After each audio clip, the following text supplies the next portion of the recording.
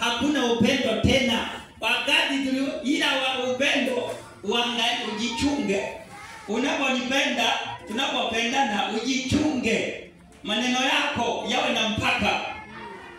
Mwenye adui atakaji maneno yawe na mpaka, atakwambia pua lako kubwa wakati nikapua ni kadogo tu hivi.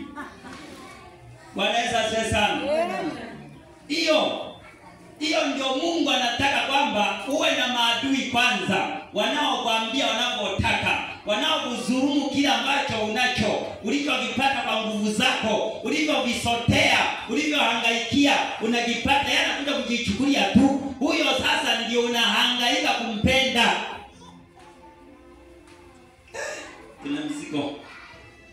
Haleluya. Amen. Yaani mpaka mimi nimekaa mkao huu kwa sababu nimegundua kwamba kumbe ukiwa unamtumikia Mungu una kazi ya kufanya, kupambana na wewe mwenyewe. Mama, mimi kwa nini jamaa nisimpende? Kweli amenidhulumu, lakini neno linasemaje? Unarudi kwenye neno.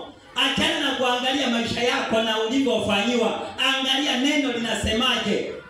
Linakwambia piga shavu huku, geuzia na huku. Bwana Yesu asifiwe sana. Anasema mstari mpaka wa 5, mmalizia. Wa 5 inasema, ukimuona punda wake huyo akuchukiaye, ukimwona punda wa yule jamaa naye kuchukia, akiwa ameanguka chini ya mti, yaani huyo punda wake ameanguka chini, na wewe umejizuia usimsaidie, na wewe ukajizuia usimsaidie, lazima umsaidie. Lazima, yaani sio